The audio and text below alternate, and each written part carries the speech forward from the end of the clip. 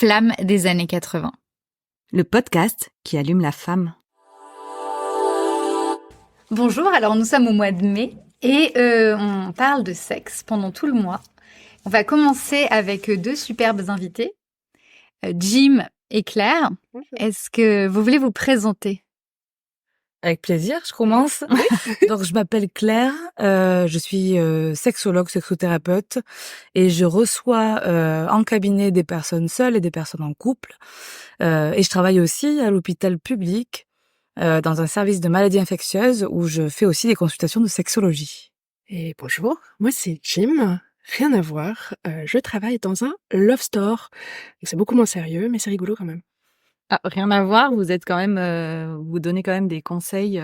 On parle un peu de sexualité. Vous parlez de sexualité, voilà. C'est vrai, on a un petit C'est ce qui vous unit ce soir dans cette tente. Oui. Ouais.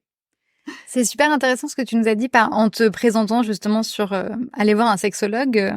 On peut aller voir un sexologue toute seule en fait. Ben ouais, et même moi j'aurais envie de dire qu'on y aille tous, toutes, à certains moments dans sa vie, n'attendons pas forcément d'avoir des problèmes, des difficultés ou vraiment des souffrances, parce que c'est beaucoup ça qu'on peut voir dans nos cabinets quand même. On a le droit d'aller poser des questions, on n'est pas obligé d'être en situation ni de couple, ni même d'activité sexuelle pour aller un petit peu se renseigner, pour s'intéresser à la culture érotique, pour s'intéresser à la pratique sexuelle, pour s'intéresser aux relations effectivement à deux ou à plus. Enfin, les sujets pour lesquels on peut aller voir un ou une sexologue sont vraiment extrêmement variés. Donc n'ayez pas ni honte ni peur. Vraiment, c'est super. Je prêche un peu pour ma paroisse, mais en vrai, ça peut apaiser beaucoup de choses. Ça peut vraiment adoucir des complexes qu'on peut avoir. Ça peut permettre de comprendre plein de choses sur l'anatomie, sur comment ça marche la sexualité, sur comment je fonctionne moi, sur la pression des normes et la pression de la société quant à ce qu'on est censé faire ou être. Donc, si vous avez des endroits où vous pouvez un petit peu redescendre toute cette pression, pourquoi ne pas s'en saisir ? Tu disais, je rebondis, mais tu disais pour mieux connaître son anatomie. Est-ce que moi j'ai l'impression que on connaît pas vraiment. Alors les hommes, je sais pas, je parle moi en tant que femme, mais j'ai l'impression que on connaît pas du tout notre anatomie et même. Enfin, que peut-être la nouvelle génération commence un peu plus à connaître, mais c'est vrai que nous, j'ai l'impression que c'est très sommaire ce qu'on nous a enseigné sur notre anatomie. Bah ouais, c'est clair. Hein. Je sais pas ce que t'en penses. Je pense que ça dépend des cercles sociaux. En fait, y a des personnes qui s'y intéressent plus parce que la parole est plus libérée dans certains cercles sociaux, certaines éducations qui sont plus ouvertes là-dessus et d'autres qui sont beaucoup plus fermées. Ça m'arrive tous les jours de dire aux gens, le point G, il se place là. Non, il est pas au fond. Non. il est pas au fond. Il est vraiment beaucoup plus bas et ça se stimule comme ça. Donc, Tu nous en as trop dit ou pas assez là. Il est où le point G, mesdames et messieurs, le point G, c'est 2-3 centimètres au-dessus de l'entrée vaginale. Il est situé vers le nombril, donc on le stimule avec des petits mouvements de levier. Ça ne sert à rien de chercher un orgasme du point G si on n'a pas eu de stimulation externe avant. Sinon, le clitoris, il reste endormi et ça sert à rien. Mais une fois qu'il y a eu un peu de stimulation externe avant ou pendant, là, on fait des miracles. Est-ce que tout le monde a un point G ? Tout le monde a un point G. Enfin, en tout cas, toutes les personnes à vulve ont un point G. Le point G, c'est le dos du clitoris. Le clitoris, dis-moi si je me trompe, c'est 12 000 terminaisons nerveuses. Alors, je ne connais pas le chiffre exact. Je l'ai plus en tête. Moi, j'avais en tête sur le gland du clitoris, je crois un truc entre 7 000 et 9 000. Ouais, je crois que c'était... peut-être qu'en entier, en comptant la zone G derrière.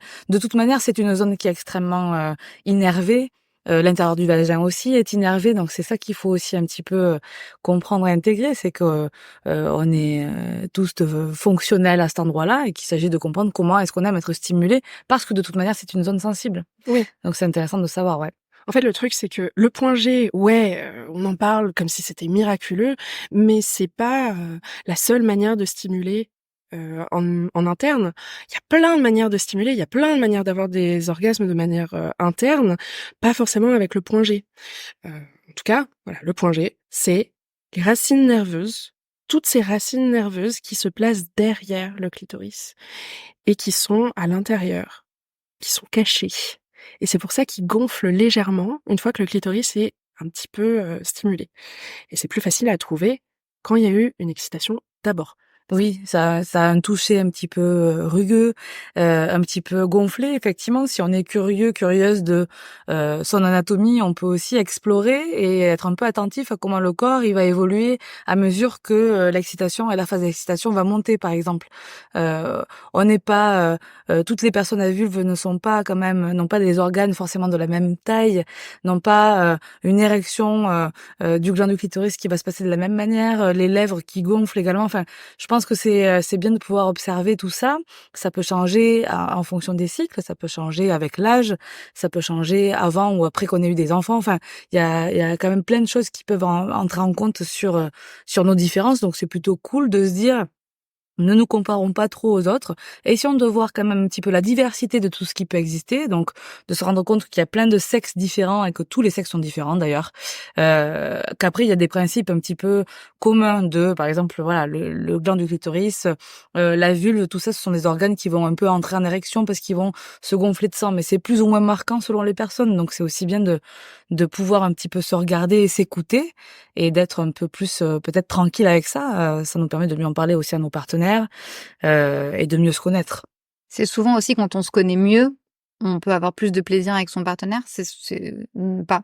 Bah, moi, ce que j'aime bien raconter, je pense pas que je sois la seule, mais effectivement, si tu as quand même une meilleure connaissance de toi-même et de comment est-ce que tu fonctionnes, notamment en termes de rythme et en termes de zones que tu préfères avoir stimulées ou pas, et comment tu aimes bien qu'on te les stimule ou qu'on t'accompagne à les stimuler, ça te permet en fait d'échanger et d'en parler le plus simplement possible avec tes partenaires. Donc, en face, ça permet aux partenaires de mieux se saisir quand même de ce qu'on va leur donner comme information. Donc, a priori, d'être dans un vrai échange qui va être concerné et conscient de ce que tu es et de comment tu marches.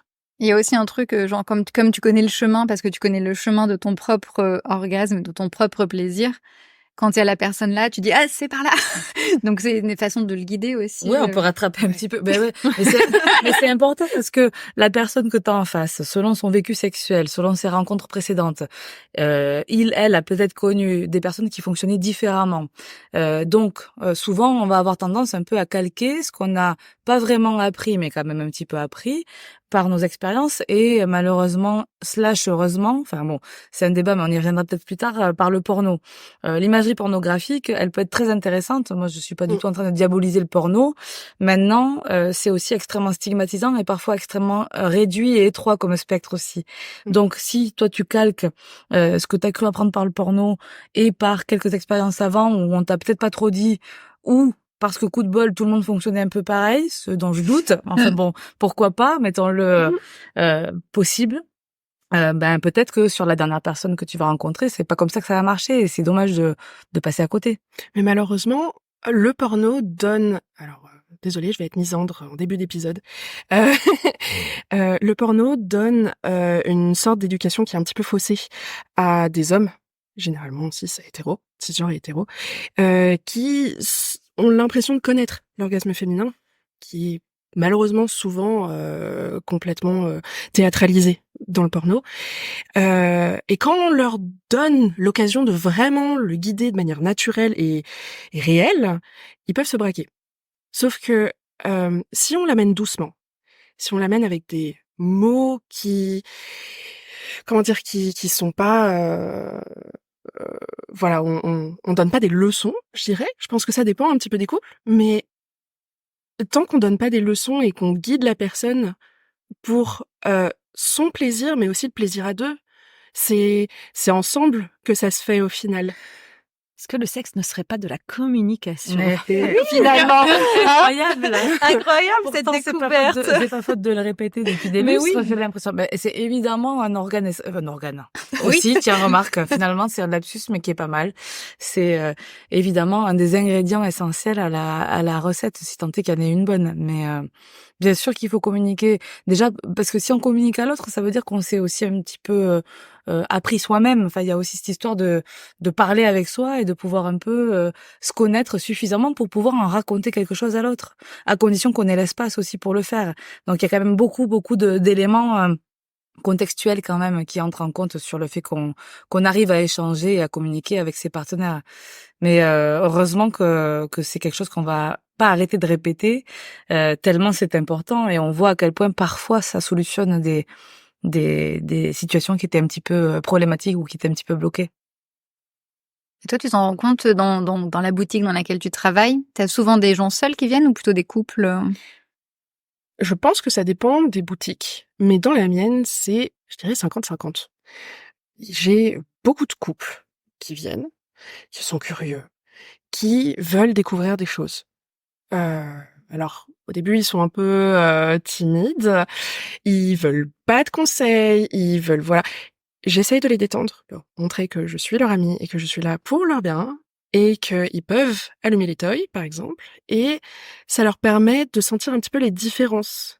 Et là, ils se disent, mais pourquoi lui, il vibre comme ça et lui, il fait ça comme ça? Bon, alors, ça s'utilise comme ci, ça s'utilise comme ça. Ah, ok. Est-ce que vous avez des choses pour les hommes? Est-ce que vous avez des choses pour l'anal? Est-ce que da? Et la discussion se crée et là, forcément, ils repartent avec au moins quelques informations.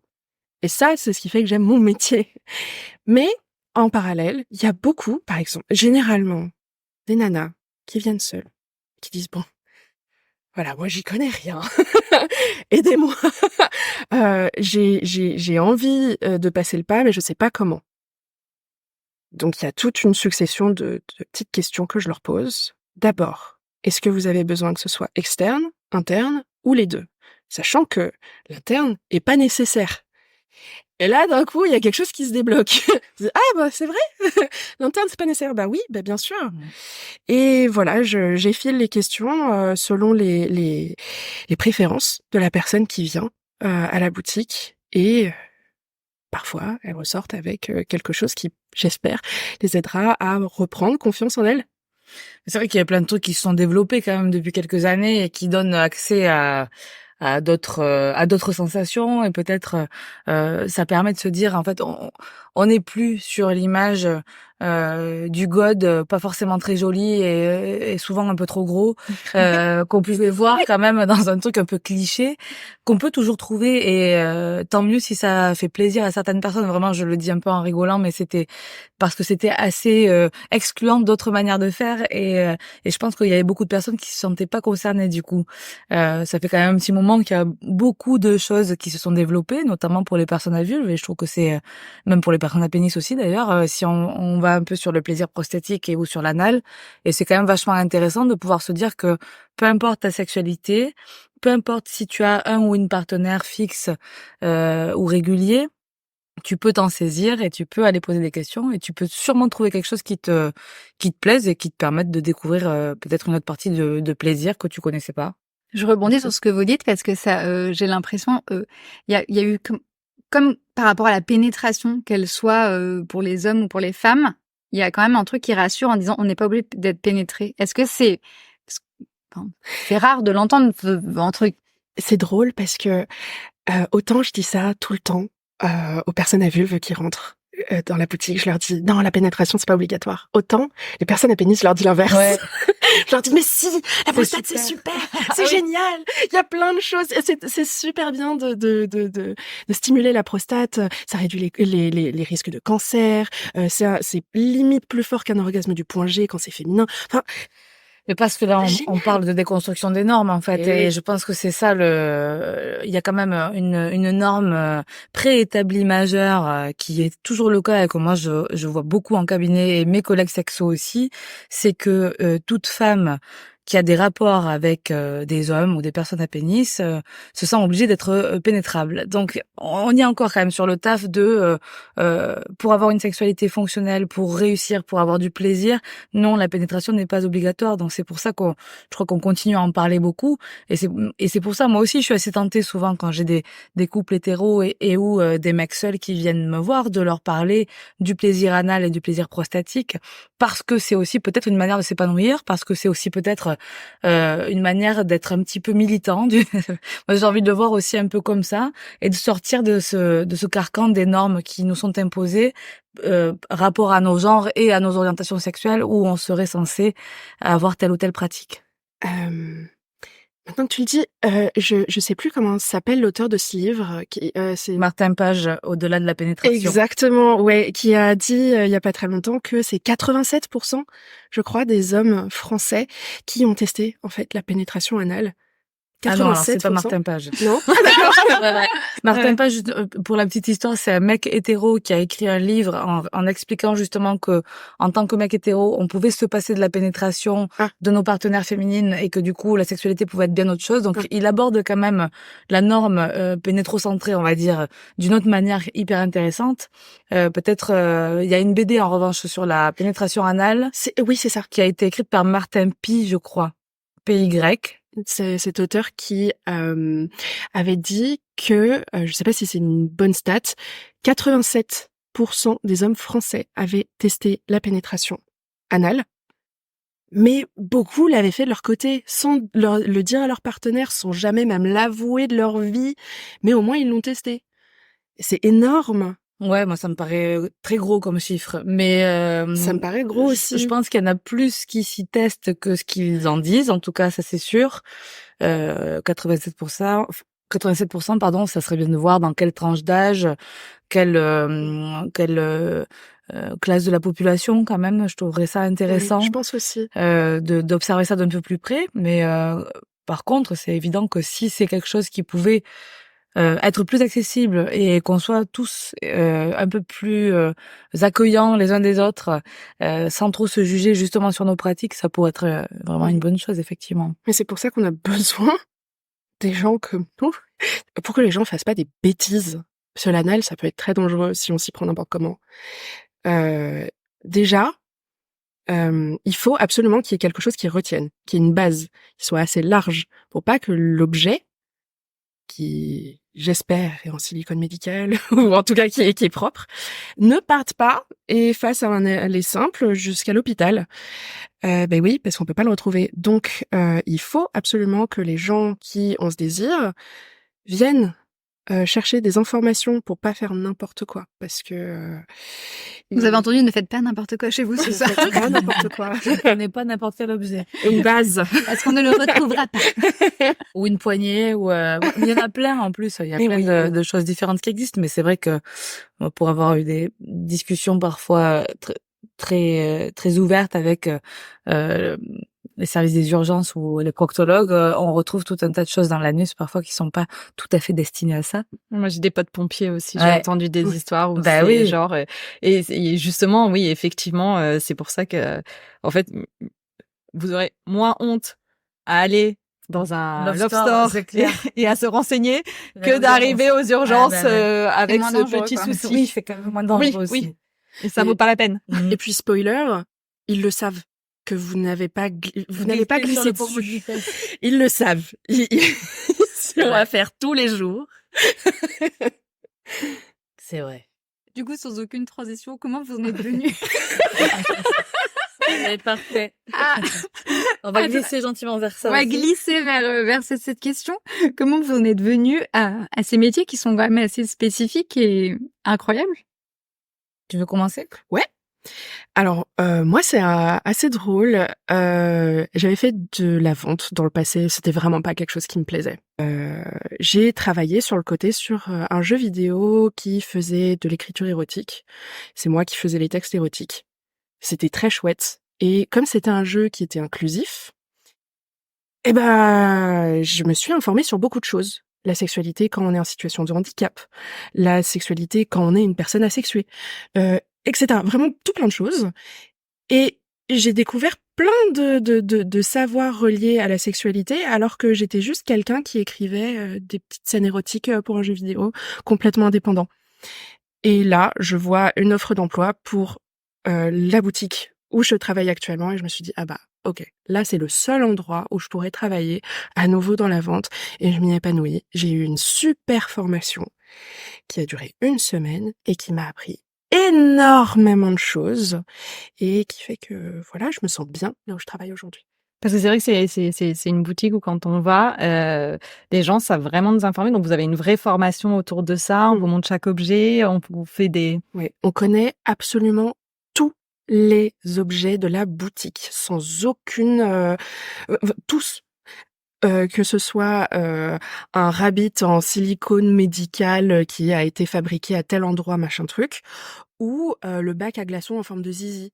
Oui, on les connaît tous. Est-ce que tu les as tous testés? Non, parce que c'est illégal. Mais on a des bonnes remises quand même en tant que vendeur, vendeuse, et du coup, à force de dire ça c'est super, ça c'est génial, on est un peu curieux. Hein. Une énorme collection en fait. J'avoue, j'ai quand même une sacrée collection maintenant, et ça m'aide beaucoup à conseiller les gens, à être sincère encore plus, même si je ne donne pas mes expériences personnelles. Les gens sont très curieux, ils me disent alors vous avez testé ci, vous avez testé ça. Je leur dis non, moi j'ai une formation qui m'a donné toutes les informations nécessaires là-dessus. Mais je connais quelqu'un. En tout cas, ça me permet aussi de dire, voilà, il n'y a pas un jouet qui est mieux que les autres. Il n'y en a pas un qui est ultime. Ça dépend vraiment des situations. Ça c'est pour ci, ça c'est pour ça. C'est vous avez envie de dormir plus tôt ce soir, vous avez envie de bien dormir. Prenez un jouet à succion d'air. Et vraiment, l'orgasme est tellement intense, en moins de 5 minutes, allez, c'est dodo après. Au contraire, vous voulez continuer la journée comme si de rien n'était et pouvoir avoir plusieurs orgasmes et tout va bien, là, je dirais plutôt un womanizer, qui n'est pas de la succion d'air, contrairement à ce qu'on pense. Ah bon? Eh oui. Le mythe s'effondre. Eh C'est ben vrai oui. que c'est beaucoup ce qui est raconté. Ouais, en Ben fait, oui. c'est... Le womanizer, pour rappeler, c'est cette espèce d'objet qui est arrivé sur le marché, qui paraît qui est incroyable. Alors moi, j'ai pas Ouais. testé, mais dont on parle, qui simule un cuni. Oui et non. En fait, Womanizer, c'est une marque. Oui. C'est une marque à la base allemande qui a été C'est gratuit, créée, promotion. voilà. On en entend tellement parler, au moins que Non, ça mais sache, c'est presque mais c'est comme frigo. Enfin, le terme womanizer est devenu, outre la marque, un truc presque générique pour l'objet en tant que tel qui, on l'a beaucoup dit, mais pourtant c'est pas ça, comme tu nous dis. On l'a beaucoup appelé l'aspi à clito. Enfin, c'est un truc justement un peu aspirant. Ça simule pas vraiment un cuni parce qu'il y a pas de. Non, pas un cuni, mais oui, c'est ça, c'est l'aspiration du clitoris. Bah, Et c'est il une paraît que c'est stimulation dingue, quoi. effectivement externe du gland du clitoris. Ouais. Pas en vibration comme un vibro, mais plutôt. Ouais, c'est ça. En fait, c'est vraiment, en fait, c'est en contact avec rien. Il y a que l'aspiration de l'air ou la pulsion d'air qui va être en contact avec le clitoris. Et c'est cet afflux sanguin qui va se créer autour du gland, qui va se répandre dans tout le clitoris et qui va créer un orgasme. Donc ça, c'est les jouets qui font de la succion, généralement. Ça crée un orgasme avec un afflux sanguin. Un orgasme, c'est quand le clitoris est complètement gonflé et pim, ça déclenche un afflux d'hormones et après on est très fatigué. Et pas avec Womanizer. C'est différent. Ils ont une technologie brevetée qui fait que c'est pas de l'aspiration, c'est un truc légèrement différent et on n'est pas fatigué derrière. Et ça fait le même effet? Et c'est non, justement, comme on n'est pas fatigué, la sensation sur le moment est très légèrement différente. Mais je pense que ça dépend des gens et de leur sensibilité. Il y a des womanizers qui ont des sensations différentes. Le dernier qui est sorti est très très surprenant tellement il est réaliste. Très surprenant. Est-ce que des bouches humaines peuvent faire la même chose que Absolument pas. Womanizer? Absolument pas. Non, c'est très particulier. Donc parce que T'es des fois rassurée? on a non mais des fois on peut se demander si il y a une crainte aussi comme ça de si on passe sur un jouet, est-ce que après un partenaire va suffire? Enfin, des fois c'est vrai et il faut savoir que il y a des objets qui font des choses que un partenaire ou une partenaire, j'ai un partenaire en ordre général ne pourra pas faire. Donc c'est-à-dire que on découvre de nouvelles sensations et qu'il n'y a pas de concurrence avec le jouet en fait. Oui, voilà. En fait, c'est un truc que je dis tous les jours. Un jouet, ça ne fait pas de bisous. Un jouet, ça ne fait pas de câlins. Un jouet, c'est froid. C'est très chouette, c'est très pratique. Mais ça ne va jamais remplacer qui que ce soit. Oui, c'est un plus. Bon, j'ai l'impression qu'on en est un peu revenu quand même de ça, même si parfois certains couples peuvent le craindre, mais je trouve que ça s'explique de manière tranquille, effectivement, en disant que c'est quelque chose en plus. C'est pas quelque chose qu'on est obligé d'utiliser systématiquement non plus dans les rapports. Voilà, c'est un accessoire, c'est quelque chose à partager et ou pas selon. Il y a plein de moments en fait où on peut se servir des objets, des accessoires quand on est en couple ou quand on est seul. Et c'est ça qui est assez chouette quand même à noter aussi. Donc c'est assez varié finalement la manière. Il y a des fois où effectivement il y a des personnes qui rentrent dans la boutique, qui se disent: «Bon, il me faut un jouet parce que, maintenant je suis célibataire et il me faut quelque chose, mais j'aime pas, les jouets, mais il m'en faut un». Bah non, ben, partez sur de la littérature érotique, Mmh. partez sur des podcasts, du porno tant qu'il est éthique. Il y a plein de choses. Prenez une petite crème excitante là-bas, qui est Oui. naturelle. Prenez, un petit plumeau qui va augmenter les sensations et puis pas besoin de jouer, C'est bien, tout est possible. tout est Mmh. possible. Et toi, du coup, comment t'en es venue à Alors moi, j'ai eu une première vie professionnelle qui était pas, si longue, mais quand même, hein, qui a été très engagée et engageante. J'étais assistante sociale et j'ai travaillé dès mes études et mon premier boulot et mon seul boulot en tant qu'AS, ça a été ça. C'était auprès de personnes séropo au VIH. La question du VIH et de vivre avec le sida est une question qui me porte et qui m'engage depuis longtemps.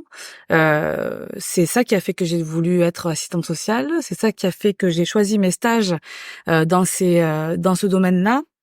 C'est ça qui a fait que j'ai fait mon premier travail en structure qui hébergeait des personnes séropo.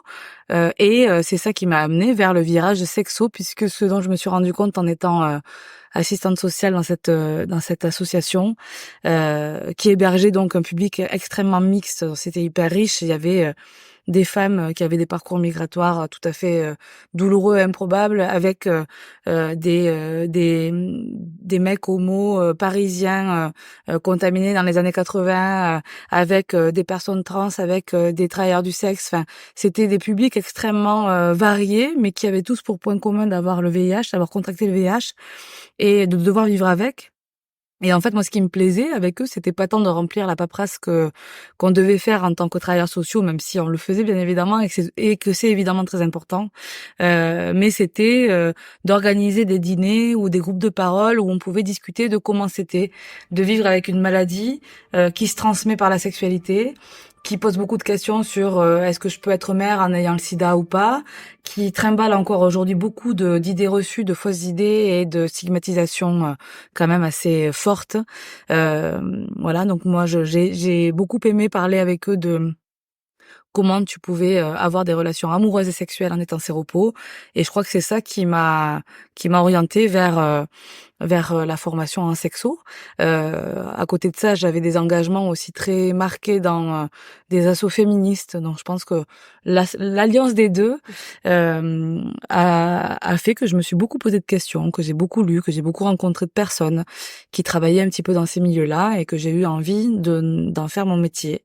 Justement, avec un peu cette idée quand même qu'il y avait beaucoup de discrimination envers les personnes séropo bien évidemment et envers les femmes, qui étaient un peu mes deux sujets phares à l'époque, mais que j'avais envie de poser différemment dans un cadre plus professionnel et d'amener peut-être un éclairage et un regard différent là-dessus. Donc c'est ça qui m'a amenée vers la sexo, et voilà, aujourd'hui je travaille toujours à l'hôpital et toujours en maladie infectieuse, donc je suis encore très associée avec la question du VIH et de la discrimination quand même envers les homosexualités de manière générale.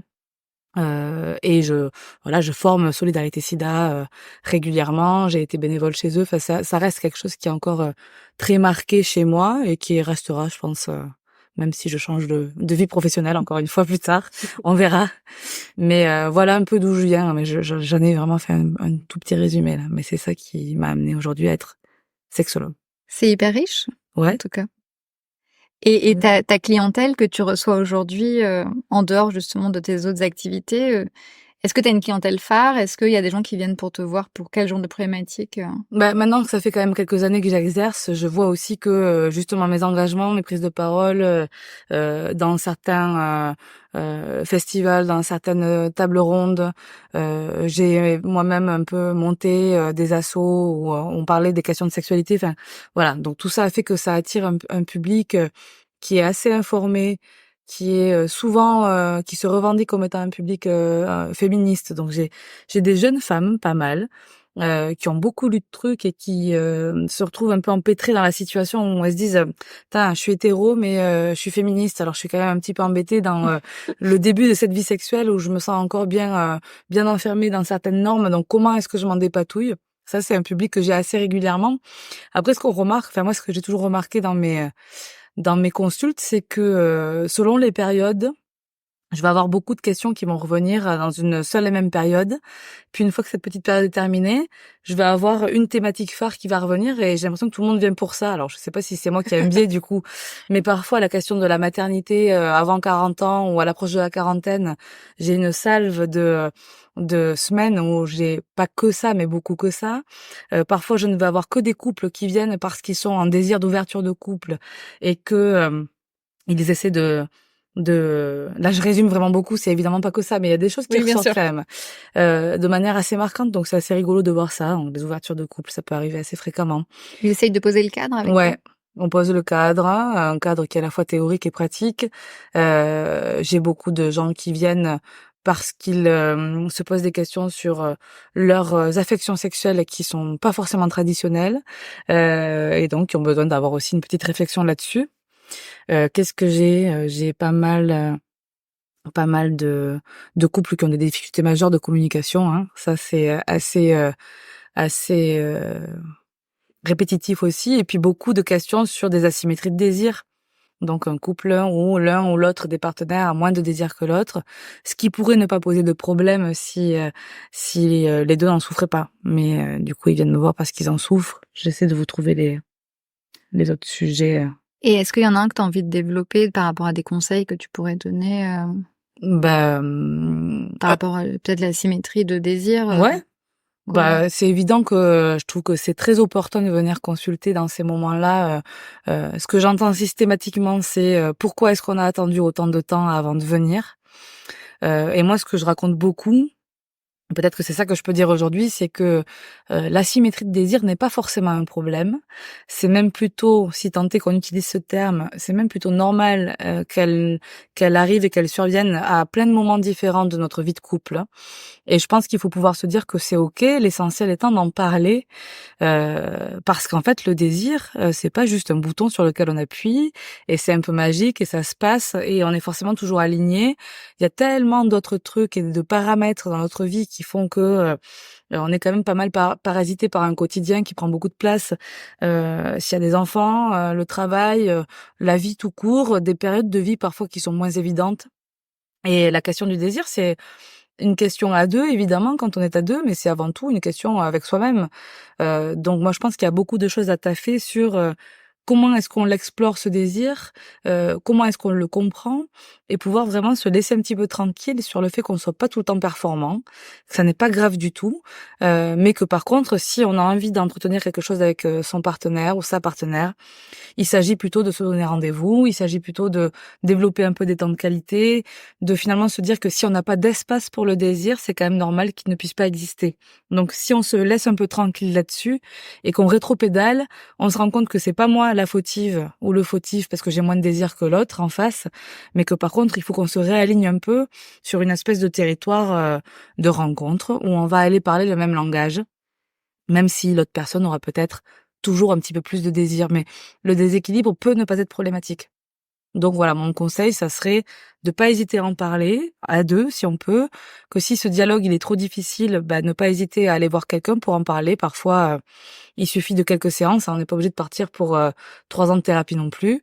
Et que parfois, quand on lève un peu quelques leviers et quelques blocages du quotidien, on se rend compte qu'il fallait pas beaucoup plus. Et puis on remet un peu d'intérêt, on remet un peu de curiosité, on remet un peu de savoir-faire et ça rassure tout le monde de se rendre compte qu'on a des ressources, qu'on n'est pas que désemparé face à tout ça et qu'on peut trouver vraiment des nouveaux endroits de rencontres sensuelles au moins, si ce n'est sexuelles, qui soient très sympas. Tu les envoies Ouais, bien sûr que j'envoie. Alors moi, c'est sûr que les ressources lecture, podcast, sorties, quelles qu'elles soient, font partie des ressources que je propose. Je leur propose bien volontiers d'aller dans des love stores seuls et ou ensemble pour justement un peu se familiariser avec tout ça, pour essayer de se donner envie, pour entendre des gens en parler de manière libre et tranquille aussi, voir tout ce qui existe, se rendre compte que il y a peut-être des choses qui peuvent convenir. J'ai mes petites librairies aussi où je les envoie parce qu'il y a des rayons érotiques ou porno qui sont bien fournis et pareil où on peut être bien conseillé. Enfin, je pense que le fait de faire sortir la question de la sexualité et du désir que de soi et de son couple, pouvoir percevoir que ça se nourrit et que ça s'alimente par l'extérieur, je pense que c'est une des clés essentielles aussi, à la compréhension de comment ça fonctionne. Et c'est drôle parce que c'est une sorte de ping-pong qu'on se fait.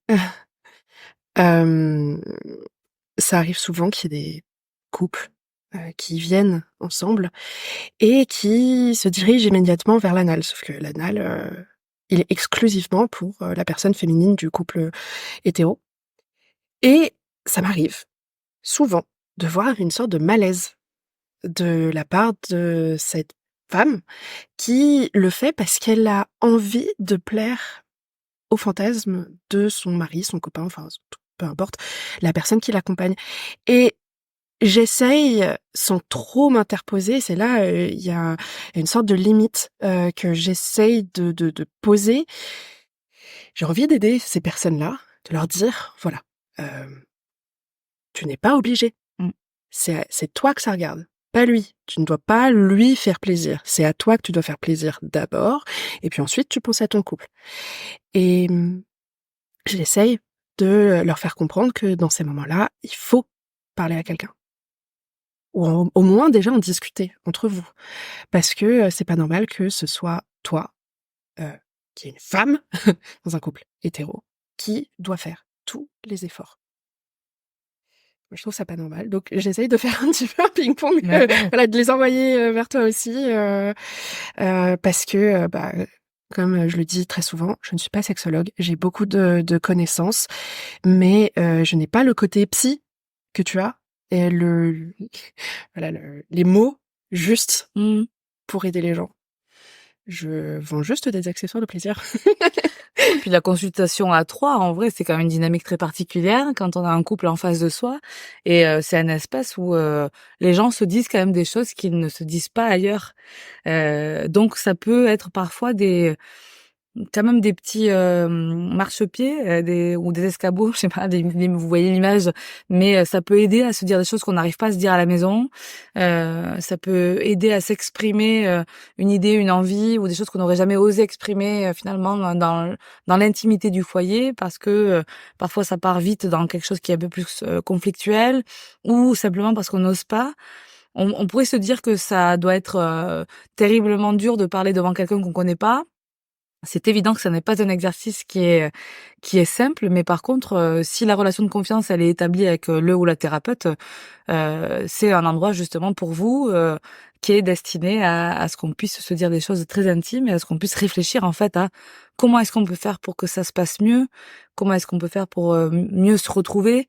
Donc n'hésitez pas, n'ayez pas si peur de franchir, la porte. Est-ce qu'il y a du transfert sur de la thérapie de couple? Parce que je pense que forcément, souvent, on vient te voir pour un problème, sexuel et puis très vite, ça peut dériver. En fait, le sexe, c'est un peu Oh je fais de la thérapie de couple plus que enfin, moi je suis sexologue, justement, j'ai un bon carnet d'adresses. Après, c'est important de pouvoir, d'être bien conscient de ses limites, d'exercice, justement par rapport à son métier initial, si on en a un. Mais généralement, quand on est sexo, on a un diplôme initial, qui nous donne quand même une petite coloration dans la clinique. C'est bien vraiment, c'est important d'avoir conscience de ses limites et d'être bien clair sur ce qu'on sait pas faire et jusqu'où on peut aller pour réorienter vers des gens qui pourraient, justement être plus adaptés aux personnes qui viennent nous voir. Mais c'est évident que, si le symptôme, de consultation est un symptôme sexuel, ce qui est souvent le cas, mais pas toujours, on est obligé de s'extraire de la sexualité pour voir tout ce qu'il y a autour. Moi, je travaille de manière systémique, donc on va aller bosser sur tout ce qui fait partie de votre vie pour bien comprendre, qu'est-ce qui bloque, qu'est-ce qui pèche. Si quelqu'un arrive en disant que oui, il y a un problème d'asymétrie, de désir dans le couple ou qu'il y a une dysfonction érectile, moi, je ne vais pas travailler que là-dessus. Je vais évidemment travailler sur, qui vous êtes, comment tu t'es construit, comment est-ce que tu as appris ou pas la sexualité et de quoi tu as envie? Qu'est-ce que tu as envie de faire aujourd'hui? Quelle est la demande au fond? La demande, c'est pas juste de réparer une érection, par exemple. C'est souvent pas ça d'ailleurs. Donc du coup, on va être obligé de bosser sur plein d'autres trucs et c'est ça qui est intéressant. Et oui, en couple, on fait beaucoup de thérapie de couple, on travaille beaucoup sur la communication non violente, on travaille beaucoup sur la communication tout court, on l'a dit un peu tout à l'heure. Donc c'est intéressant aussi ce prisme-là. Il me fait voir autre chose et il me fait travailler différemment. Et on parle beaucoup de couple, mais quand on est seul, pourquoi on vient voir un sexologue? Là, pareil, les motifs sont aussi variés qu'il existe de personnes, je pense. On vient voir un sexologue parce qu'on rencontre parfois des difficultés un petit peu répétitives et chroniques dans ses rencontres sexuelles ou dans ses histoires amoureuses. On vient voir un sexo parce qu'on se pose des questions sur son orientation sexuelle. On se pose des questions sur l'accès au plaisir. On se pose des questions techniques sur comment est-ce qu'on marche à l'intérieur et dans la tête. On se pose des questions sur ses fantasmes et sur la nature de ceux-ci qui parfois perturbent un peu. Parce qu'on est curieux de certaines choses et qu'on sait pas bien où aller chercher, qu'on aimerait bien pouvoir explorer peut-être tel ou tel domaine, mais déjà qu'on a un peu besoin de faire la paix sur est-ce que c'est OK ou est-ce que ça ne l'est pas? Est-ce que ça fait de moi une personne la question vraiment de la norme, j'insiste beaucoup là-dessus, mais parce que ça revient tout le temps. Est-ce que ça fait de moi une personne tordue ou perverse parce que j'ai envie de faire ça ou parce que je pratique la masturbation sur ces sujets-là ou que mes sujets d'excitation sont plutôt ceux-ci que ceux-là? Donc ça, c'est quand même des questions qui reviennent pas mal. La question de la répétition quand même du schéma de couple, qui est souvent un peu mis en échec, revient pas mal aussi. Plaisir, déplaisir. Qu'est-ce qui donne du plaisir, qu'est-ce qui en donne pas? Comment j'y accède à ce qui en donne? Heu, voilà à peu près. Évidemment beaucoup, pour les personnes à vulve et à vagin, les douleurs pendant les rapports. Donc dans toutes les histoires qu'il y a pu avoir précédemment. Voilà. Tu Et rencontres beaucoup de gens de femmes qui ont subi des violences ou ouais, mais c'est quasi, je pense que j'ai fait un peu le calcul la dernière fois parce que c'est, bon après voilà, c'est un sujet sur lequel je suis très engagée aussi, donc c'est ce que un peu je disais tout à l'heure sur, on attire, pas mal les gens, en fonction des sujets quand même sur lesquels on se positionne.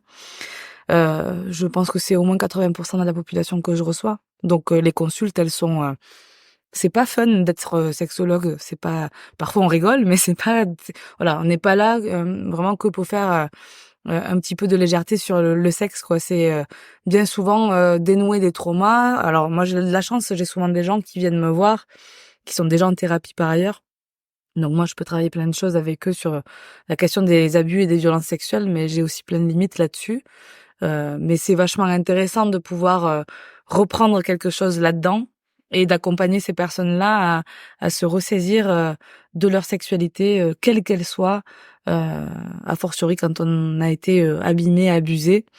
C'est chouette aussi comme parcours. C'est des parcours difficiles, mais c'est hyper intéressant. Et ça m'arrive aussi. c'est ce Ça que m'arrive j'allais aussi. te poser comme question. Ça m'arrive aussi d'avoir, des personnes qui ont subi des violences sexuelles. Alors, parfois elles me le disent, parfois je le comprends. Ça peut être par, le choix par le choix de toy, simplement. «Ah, il faut absolument pas qu'il soit pénétrant». «Ah, bah, j'ai besoin de quelque chose qui soit très doux.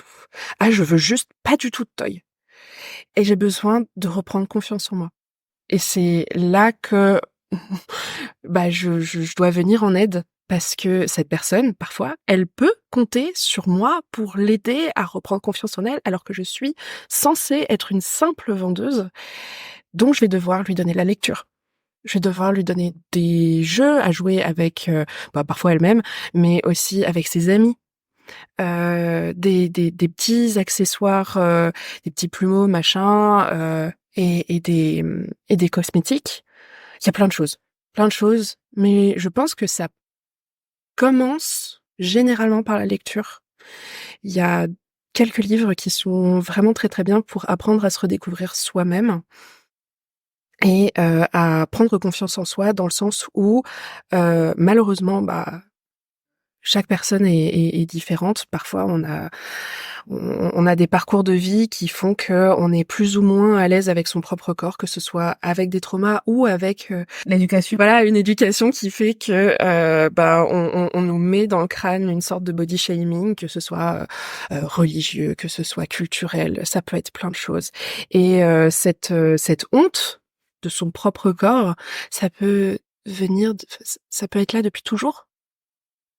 Donc moi, c'est pas mon rôle de déconstruire tout ça. C'est juste leur donner les outils dans les mains. C'est tout. Oui, puis ça peut être un premier pas d'aller Mhm. dans une boutique qui fait en sorte que ça renoue avec peut-être quelque chose c'est un premier pas pour aller à peut-être voir une sexologue et après peut-être aller faire une thérapie. Ouais, Si on carrément. rentre, C'est généralement ce que je dis, c'est genre, voilà, ce serait bien de consulter aussi un ou une sexologue. Parce que, voilà. Mais c'est intéressant de savoir que Carrément. dans un love store, il y a pas que des jouets, en fait. Ouais. C'est ça qui est, parce Oui, c'est qu'il y un a premier plein de dialogue, gens, peut-être. ouais, il y C'est a un drôle. premier dialogue, puis il y a de la lecture, comme tu dis, il peut y avoir des Des jeux, des c'est vrai. cosmétiques, des jeux, Ouais, parce ouais. qu'on a l'impression qu'on y va spécialement pour un objet, alors que Mais oui, mais c'est il y a plein drôle de parce choses. que même moi, quand j'ai postulé pour travailler dans cette boîte-là, moi je me disais oh c'est les jouets qui m'intéressent. Mais maintenant non, maintenant non. Alors c'est surtout le contact humain, clairement. Mais c'est tout l'éventail de choses qui sont possibles et que les toys c'est rigolo, mais c'est que des accessoires comme tout le reste. Et les jeux, par exemple les jeux de cartes, tout ça, c'est au même niveau. C'est pas le même prix, mais c'est le même niveau. C'est vrai. c'est marrant de réussir à ouvrir et débrider la sexualité parce qu'il y a toujours quand même de cet inconscient quelque chose de sale qui fait peur, où on se dit peut-être qu'on n'est pas à la hauteur de ce qu'on devrait faire, ce qu'on devrait être la norme. Ouais. Et je trouve que ces boutiques où d'aller voir une sexologue ou de savoir qu'on peut en discuter, on se remet un peu au centre en disant voilà en fait il y a plein de choses à pouvoir à découvrir. Ben, ce que je dis souvent, même tout le temps, aux personnes qui, par exemple, ne veulent pas rentrer dans la boutique parce que c'est des jeunes qui disent «Oh non, moi j'ai pas besoin de ça», ou des gens qui sont gênés, ben, je leur dis «On est tous et toutes concernés. Il y a pas de raison que ce soit vu comme quelque chose de sale, que ce soit vu comme quelque chose de pervers, une déviance. On est tous et toutes concernés. Donc, tant qu'à faire, vaut mieux que ce soit quelque chose qui soit agréable. On arrive à avoir une discussion, un dialogue et des bons conseils. Voilà, c'est important parce que voilà, tout le monde est concerné. Ouais, puis c'est vrai que toutes ces portes d'entrée là, même ce qu'il y a de plus en plus, les réseaux sociaux, c'est une excellente porte d'entrée aussi à la question de la sexualité, à la question de l'intimité en tout cas au sens large. Il y a plein de comptes hyper éducatifs et très informatifs qui sont vraiment très bien foutus et très intéressants. Ça peut permettre de mettre un petit pied dedans déjà. Il y a plein de conférences quand même aujourd'hui, il y a plein de journées thématisées, il y a plein de week-ends un peu festivals où on aborde ces questions-là. Donc c'est bien qu'il y a une demande et c'est bien que ça fonctionne et qu'on en a besoin. Donc je pense qu'il faut pas hésiter à aller là où on peut et là où ça nous semble possible dans une première étape. Et puis plus on détabouise et plus on déculpabilise le fait d'aborder ces questions-là, plus ça rend le passage après à peut-être aller dans un love store ou aller faire une thérapie de couple un peu plus facile finalement. Donc faut vraiment pas hésiter à diversifier les sources. Et puis aussi, on peut entrer dans un love store pour quelque chose qui n'a finalement rien à voir avec la sexualité. Peut-être pas à 100%, mais ça m'arrive souvent, par exemple, de vendre des boules de geisha à des personnes qui ont des fuites urinaires. Les boules de geisha, ça aide à La tonifier rééducation périnale. Ouais, rééducation, tonifier le périnée. Il y a des sets qui sont différents pour des utilisations différentes. Et voilà, les personnes qui juste savent que c'est lié d'un point de vue organe, donc ils viennent dans un love store parce qu'ils se disent que peut-être là, il doit y avoir un dispositif pour réparer ou tonifier le périnée, par exemple. Est-ce que c'est pas un prétexte? Oui, c'est ce que j'allais dire. Je sais pas. Et il y a plein de kits maintenant justement de rééducation périnale, mais qui ressemblent plutôt à des tout petits godes qu'on va insérer avec des capteurs un peu sensoriels sur lesquels on va venir exercer justement une contraction. Et après on va avoir le petit résumé qui dit t'as bien contracté et t'as moins bien décontracté. Donc c'est vrai que enfin voilà. Mais je trouve, non, je plaisante un peu en disant ça, mais j'ai quand même, ça m'amuse de me dire que tu peux venir en disant que tu veux te rééduquer le périnée en achetant des boules de geisha. Oui. Bah alors, Mais why not? déjà, Vole-de-moi. en fait, non mais t'as raison parce qu'il y a une fausse idée autour des boules de geisha, comme quoi ça donne du plaisir. 2% Ouais. des personnes qui portent des boules de geisha ont pu ressentir du plaisir. C'est Minime. minuscule. Ouais, c'est vrai. C'est minuscule. Les boules de geisha ne donnent pas de plaisir. C'est sur le long terme que ça peut en donner. Oui, quand tu les portes longtemps. Ouais, ça 3 jours. développe. Ouais, c'est ça. Mais Quand tu augmentes le poids, enfin, il y a tout quand même, il y a tout ouais, un c'est process ça. avec les boules de C'est geisha que personne ne connaît vraiment. c'est ça, C'est c'est vrai des qu'il y a un peu cette petites. pensée magique, genre tu les mets, tu marches un peu 3 mètres dans ton appart et puis clac, t'as Ah, moi aussi, moi, l'orgasme. j'avais l'impression, Voilà. j'ai jamais Non. essayé, mais je me dis, ah, c'est génial, tu mets Non, ça, mais et puis bim. Pas du tout. C'est vraiment c'est sur vrai. le long terme.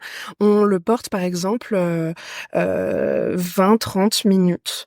Tous les 2 jours et on va faire la vaisselle, on va nourrir le chat du moment que la bille qui est à l'intérieur bouge et contracte de manière inconsciente le périnée et ça va le muscler tout seul sans qu'on y réfléchisse. Et petit à petit, on va aller vers des poids qui sont plus effilés, plus lourds et on va pouvoir avoir un super périnée qui crée des orgasmes plus puissants, une meilleure lubrification naturelle qui supprime les risques de fuite urinaire, de descente d'organes, qui prépare un accouchement, qui répare après un accouchement. Vraiment, c'est génial. Tout le monde devrait le faire. Et pendant ce temps, il y a des films comme 50 Shades of Grey qui Ah disent que ouais. c'est un dispositif de plaisir alors que ça l'est pas. La seule manière d'utiliser des boules de geisha pour le plaisir et que ce soit immédiat, c'est si on les porte de manière vaginale et qu'on fasse de la pénétration anale en même temps. Ça presse de chaque côté, c'est agréable pour tout le monde. Petit Petit tips. On va te faire plus tard. Et en stimulation externe aussi, probablement. Si tu les portes. Oui. Ah, j'y avais pas pensé à ça. Bah, je sais pas, là, j'y pense Ouais. du coup. L'autre Mais jour, j'ai eu un Attendez, monsieur. j'ai pas tout compris là. En externe, c'est-à-dire. si tu portes les boules de geisha intravaginalement et qu'il y a une stimulation du gland du clitoris, par Ah exemple, d'accord, OK. Ouais, avec un... et ou de l'anus d'ailleurs, mais en externe, Ouais, j'y avais pas pensé. Mais du coup, Moi non. l'autre jour, alors, moi, j'adore venir voir les clients et les clientes qui sont très gênés et qui veulent absolument acheter un œuf télécommandé. Alors ça, c'est un Pour aller au sujet que resto. j'adore. C'est vraiment l'image. Pourquoi? Parce que un œuf télécommandé, c'est rien de plus qu'un tampon qui vibre. C'est nul. Oui. C'est la personne qui a la télécommande Mais qui je crois que c'est ça qui a le excite. plus de plaisir. Ouais, c'est Oui, ça. avoir le contrôle, vraiment décider quand la personne peut jouir. Sauf que la forme, elle est pas dingue. Ouais. Elle va pas stimuler le point G, elle va pas stimuler le clitoris, elle va rien stimuler. Donc ça vibre, ça fait du bruit et la personne qui le porte est censée, voilà, faire des têtes. Donc c'est un peu gênant. Donc quand je vois des gens qui cherchent des œufs télécommandés, je les dirige vers des jouets qui sont télécommandés mais qui sont différents. Pas des œufs. Il y a d'autres formes qui sont beaucoup plus efficaces, bien mieux et qui font plein de choses. Et du coup, je faisais mon petit, l'autre jour, je faisais mon petit speech sur « Ah non, les œufs télécommandés, c'est pas bien, parce que ça fait rien. » Et le monsieur était genre oui, bon. » Mais moi, j'avais un scénario en tête. Oui, la pop culture nous aide pas à ce Mais oui. niveau-là. Qu'est-ce qui se passe si je mets l'œuf à ma chérie et je fais un cunnilingus en même temps? Et alors là, j'ai eu une colle, je l'ai regardé, j'ai fait « Prenez-le, faites-moi un retour. » C'est vrai que sur les idées reçues un petit peu de comment ça marche et tout ça, tu vois les scènes de films où tu vois la nana qui se trémousse sur sa chaise dans le restaurant et qui a un orgasme de ouf parce qu'elle a un œuf vibrant que son partenaire a actionné à distance. Bon, voilà, ça fait partie un petit peu des choses qui installent des idées reçues sur ce qui serait efficace ou non, alors que ça ne l'est pas du tout. Mais effectivement, si on est peut-être imaginatif, différemment, comme tu le dis, là, comme ce que tu viens de nous partager, bah ça peut permettre d'associer des petits objets finalement avec d'autres Ouais. pratiques qui pourraient tout à fait marcher. Moi, ce que je dis tout le temps, c'est que il faut de la créativité. Tous les jouets que je vends dans ma boutique sont utilisables seuls ou à plusieurs. Faut juste être créatif ou créative et qu'il y ait de la communication. C'est le plus important. Et il y a pas d'âge entre guillemets? Oh non. J'imagine que vous Euh, avez En vrai, si. En vrai, si. En tout cas, Vous pour vendez ma à part, des mineurs, vous? bah non, Voilà. on n'a pas le droit. Ouais, bah, Légalement, on n'a pas le droit. Donc moi, j'ai un petit dilemme. Je ne veux pas vendre des objets de ce type à des mineurs. Cependant, même les mineurs n'ont pas le droit d'entrer dans nos boutiques. Les mineurs n'ont pas le droit d'entrer. Oui, quand je dis il y a pas d'âge, j'avais Oui. compris que c'était à partir de mais c'est 18 ans. important quand même. C'est important quand même parce que il y a des mineurs qui peuvent rentrer et qui sont complètement perdus. Et je peux pas les laisser et être paumé comme ça, avoir besoin d'aide, de guide. Et dans ce cas-là, je leur dis, par exemple, les préservatifs, c'est en pharmacie, c'est gratuit. Prenez cette lecture-là, moi je peux pas vous la vendre, mais vous pouvez la trouver à la Fnac, etc. Parce que donc faut jauger. Si c'est pour jouer avec des dildos dans le fond de la boutique, oui, bon je les vire. Et s'ils ont besoin d'aide, j'essaye de leur parler quand même. Toi, t'as des clientèles de mineurs? Non, moi pareil, certains collègues en reçoivent. Moi, je ne le fais pas. J'ai fait par le passé pas mal d'interventions en milieu scolaire puisque j'ai bossé avec le planning familial pendant quelques temps. Donc ça, c'était une manière d'être auprès des mineurs et c'était autrement intéressant de faire des interventions un peu sur la vie affective et sexuelle avec des collégiens et des lycéens. Mais sinon, dans l'enceinte du cabinet, enfin voilà, moi il y en a qui le font très bien et j'ai choisi de ne pas le faire. Et vous avez des personnes âgées? Oh oui. Oh oui. Par période, moi aussi. Alors, parfois j'ai des salves de, c'est des femmes, hein. Par contre, moi que je n'ai pas vu, je vois pas d'hommes qui ont plus de 55 ans, je dirais. Moi aussi. Ouais, rarement, ça arrive. Et des femmes, par contre, de temps en temps, qui me viennent en me disant, bon, il me reste encore quelques belles années devant moi. Je me rends bien compte que je suis passée à côté de beaucoup de choses, donc j'aimerais bien, je vais pas rattraper le temps perdu, hein, mais, voilà, là, c'est bon. Je suis ménopausée. J'ai pas forcément, certaines ont des partenaires, d'autres non, mais elles sont vraiment dans ce truc de, je voudrais comprendre plein de trucs que j'ai jamais osé aborder. Je voudrais poser des questions. Je voudrais accéder à mon plaisir et à comprendre comment je marche moi et pouvoir quand même un petit peu m'épanouir là-dedans puisque je l'ai jamais eu. Donc là, l'enjeu est quand même gros, mais c'est hyper intéressant d'avoir des personnes un peu plus. C'est génial qu'elles âgées. osent pousser ta porte pour venir poser ces questions-là. Bah ouais, pour et ça. assumer qu'en fait et s'autoriser surtout que Oui. ça puisse exister et que bien sûr que le message en plus à tout âge il y a une sexualité, il y a une intimité possible à n'importe quel âge. Donc ça c'est plus, et la sexualité elle va évoluer en plus tout au long de ta vie hein, jusqu'à ce que tu n'aies plus envie d'en faire. En fait, c'est ça qui va déterminer que ça s'arrête. C'est pas parce que t'es ménopausée ou que tes enfants sont grands, c'est vraiment toi qui va déterminer à un moment que tu as peut-être plus envie de ça. Mais si c'est choisi, on peut peut-être se laisser tranquille. En revanche, si tu te dis que tu as encore des choses à découvrir et à y faire, bienvenue et puis allons-y quoi. Là, c'est étonnant comme je vois en termes de fréquentation dans ma boutique, le désir à partir d'un certain âge peut être vraiment franchement développé, hein. Justement, il y a cette recherche de voilà, moi j'ai envie de tester maintenant parce que j'ai perdu trop de temps et j'en ai rien à foutre des autres, j'en ai rien à foutre des petites pensées dans ma tête. Non, maintenant j'ai envie de tester. Et ça correspond à une large enfin, une large partie de ma clientèle et ça me fait plaisir. Ça me fait plaisir de voir ces personnes-là parce que elles sont contentes d'être là. Elles ont tendance à m'écouter, mais aussi à me donner des informations et moi je les prends toutes. J'apprends grâce à ces personnes-là. Parfois, effectivement, c'est des dames qui sont seules et qui disent oui, j'en ai marre, moi je vais avoir des orgasmes tous les jours. Voilà. Il me faut un bon lubrifiant déjà. Donc je leur dis des lubrifiants à base d'eau qui sont hydratants, ça existe. Et c'est ce qu'il y a de plus recommandé quand on est ménopausé parce que la lubrification naturelle n'est plus aussi rapide. Elle n'est plus la même.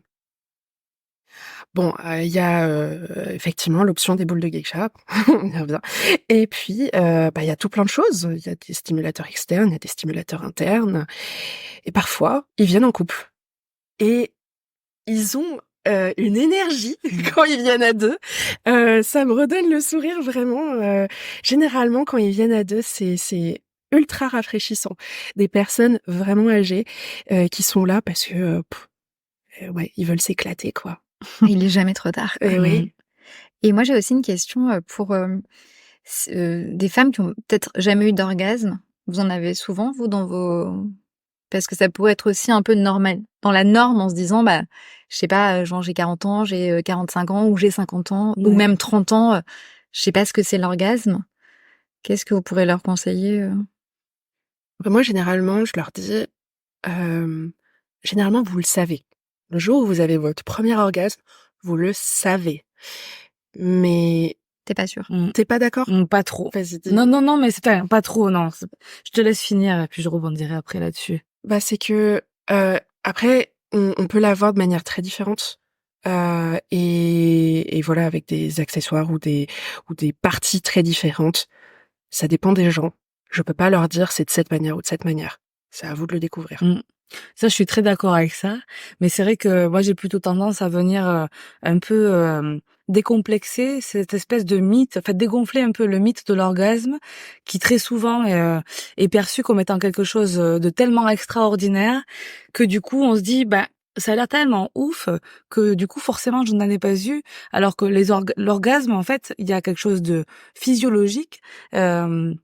Que toutes les personnes peuvent quand même repérer. Donc là, on va décrire un petit peu, par exemple, les contractions vaginales, la sensation un petit peu de cœur qui s'accélère, enfin, toutes ces choses-là qu'on va quand même un petit peu ressentir et qui font que parfois, ça va vachement apaiser ce truc en disant « Ah, mais si, en fait, j'en ai déjà eu des trucs comme ça, mais je pensais pas que c'était un orgasme parce que ça me paraissait pas si fort que ça. » Oui. Donc, je pense qu'il faut quand même un peu dédramatiser le fait qu'il existe autant d'orgasmes que de personnes, le fait en fonction des moments de sa vie, en fonction des moments de la journée, en fonction des moments de son cycle, les orgasmes vont être vécus différemment, qu'il y a une différence entre l'orgasme vraiment mécanique et la sensation orgasmique. Et moi, c'est ça qui va m'intéresser en tant que sexo aussi, c'est de pouvoir peut-être amener les personnes à réfléchir à l'orgasme, c'est aussi comment je le vis et comment je m'autorise à le laisser survenir. C'est pas juste que de la mécanique et c'est pas juste une idée de ce truc qui explose et qui nous transcende. Ça peut l'être, mais ça peut aussi durer quelques microsecondes, être extrêmement fugace, s'en aller aussi vite que c'est venu. Parfois, il peut y avoir beaucoup de plaisir et du coup, finalement, le moment de l'orgasme sur la réponse sexuelle va être finalement pas beaucoup plus haut que ça. Donc du coup, on va se dire qu'on est passé à côté alors qu'en réalité pas forcément. Enfin, du coup, moi j'aime bien expliquer un petit peu comment ça marche quand même les phases de réponse sexuelle, comment peut fonctionner l'orgasme en disant aussi que il y a une manière probablement de se l'apprivoiser aussi un petit peu et de le connaître. Après, bien sûr qu'on peut n'en avoir jamais connu et que c'est souvent un motif de consulte et que c'est souvent une source de souffrance. Mais voilà, moi je tiens à avoir un discours qui déculpabilise un petit peu et qui permet de le comprendre à la fois de manière mécanique, mais aussi dans les ressentis, parce que voilà, ce ressenti orgasmique parfois, il va permettre de faire la paix avec le fait de se dire qu'il n'y a pas de problème vis-à-vis du fait que j'ai accès à ça ou pas. Mais j'aimerais bien avoir ton avis sur le fait que, alors, il y a un terme qu'on entend de plus en plus, c'est la course à l'orgasme. J'essaye de faire comprendre aux gens que l'orgasme c'est pas une finalité, que c'est pas un but absolu et que une fois qu'on a eu un orgasme, c'est fini. Allez, la journée continue et puis basta. Qu'est-ce que t'en penses de ça? Est-ce que pour toi, au contraire, ça devrait être un goal? C'est quelque chose qui aide les gens? Ah non, moi je pense qu'il faut effectivement, il faut, dur, mais je suis pour qu'on prenne le discours de l'orgasme n'est pas une fin en soi, il n'est pas systématique chez beaucoup de personnes et ça n'est pas grave à partir du moment où il y a eu du plaisir. Moi j'ai envie qu'on valorise le plaisir pendant le rapport sexuel. J'ai envie qu'on valorise la communication, l'échange, le fait de se sentir respecté par son partenaire, le fait d'avoir eu quand même de l'échange cool, sensoriel, sensuel, qui a fait du bien et qui nous a quand même amené à vivre bien ce moment et qui nous amène a priori à avoir envie de recommencer. Qu'on puisse éprouver une frustration parce que parfois l'orgasme nous passe sous le nez ou qu'on cherche absolument à l'atteindre et qu'on ne l'est pas, je l'entends évidemment tout à fait, mais je pense que si on se le met en goal ou en objectif, ça devient un enjeu vraiment majeur, ça devient du coup une norme un peu automatisée et ça devient quelque chose qui peut rendre malheureux alors que on n'est pas des machines, l'orgasme il est soumis. Il n'est pas que mécanique. Preuve en est, tout à l'heure, on parlait du petit objet qui stimule le gland du clitoris et qui est quand même très efficace. Justement, cet objet-là, il te fait avoir des orgasmes mécaniques extrêmement facilement. Moi, j'ai plein de nanas qui m'en parlent en me disant, en fait, c'est arrivé tellement vite que je sais que j'ai joui, mais j'ai pas joui.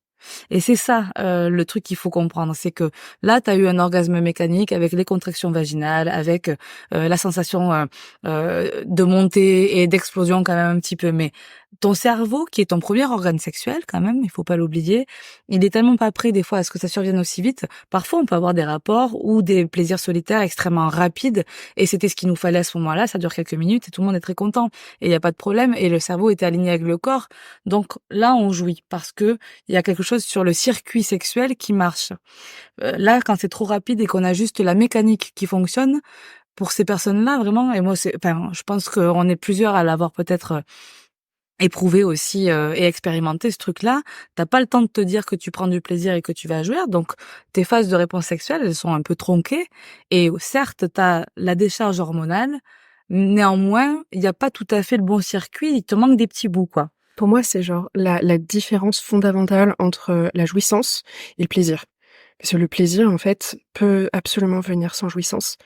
La jouissance n'est pas automatique. C'est pas nécessaire pour passer un bon moment. Et c'est dommage parce qu'il y a beaucoup de gens qui franchissent la porte de mon magasin qui veulent un orgasme. Et c'est pratiquement un argument de vente. Oui, alors ça, ce sera l'orgasme le plus rapide. Ça, vous pouvez en avoir plusieurs. Et il y a des fois, je trouve que c'est un petit peu dommage des personnes qui sont en couple, qui veulent raviver la flamme et qui veulent au contraire l'orgasme le plus rapide. C'est dommage, je leur montre quand même, mais je leur montre aussi des choses qui permettent, par exemple, de redécouvrir ses sens, de faire confiance plus à l'autre. Faut jauger. Moi, je trouve que ce discours, il est très important, et effectivement, ne pas mettre vraiment un cran de pression de plus sur quelque chose à cocher dans la liste de tout ce qu'on doit cocher déjà de manière générale dans la vie et a fortiori dans la sexualité, ça me paraît très bien, et de pouvoir expliquer que oui, ce qui compte, c'est le plaisir, l'échange et le fait d'être raccord avec ce qui se passe. Bonus orgasme, mais s'il y a pas orgasme, pas cata. Voilà ce que voilà ce que j'en dis. Et par contre, ça se travaille aussi, ça. Si vraiment on a envie de monter un peu en compétence, ça se bosse justement sur comprendre comment je marche, comment je fonctionne, quels sont un petit peu mes triggers d'excitation, avec quoi je peux augmenter les sensations, etc. Donc ça peut être hyper intéressant, mais on peut se laisser tranquille quand même un petit peu sur le fait que parfois ça marche pas. Et que c'est frustrant un petit peu, mais qu'on peut aussi en parler, on peut aussi le prendre peut-être de manière plus légère. Si vraiment c'est un problème, on s'en occupe, mais que ça n'est pas grave de ne pas jouir à chaque fois, du moment qu'il y a eu vraiment du plaisir partagé. Même si c'est avec soi-même. Bah, on arrive sur la fin de l'émission et c'est une belle façon de conclure en même temps. Est-ce que vous avez un petit mot pour la fin, pour finir ce joli épisode? Moi, je dirais surtout que, je l'ai dit tout à l'heure, tout le monde est concerné et vous n'êtes pas bizarre. Votre kink, votre fantasme, votre fétiche, votre orientation, votre désir est normal. Tout va bien, vous êtes pas seul. Et vous êtes aussi légitime que n'importe qui. Et moi, je dirais que la sexualité, ça n'est pas inné, ça s'apprend. Que ça s'apprend à n'importe quel moment de sa vie. Et qu'il faut pas hésiter à aller la chercher, sa sexualité à soi, qu'il y en a une forcément quelque part, qu'elle peut être extrêmement riche, et que ça vaut le coup d'en être curieux, curieuse. Donc n'hésitez pas. Ben merci beaucoup. Ouais, on va aller faire des tours dans les love shops et on va aller venir te rencontrer. Ouais. Merci à vous pour l'invitation. Oui, c'était très C'était chouette. un bon moment. C'était très bien. Ben merci et on se retrouve la semaine prochaine pour un autre épisode sur le sexe. Flamme des années 80. Le podcast qui allume la femme.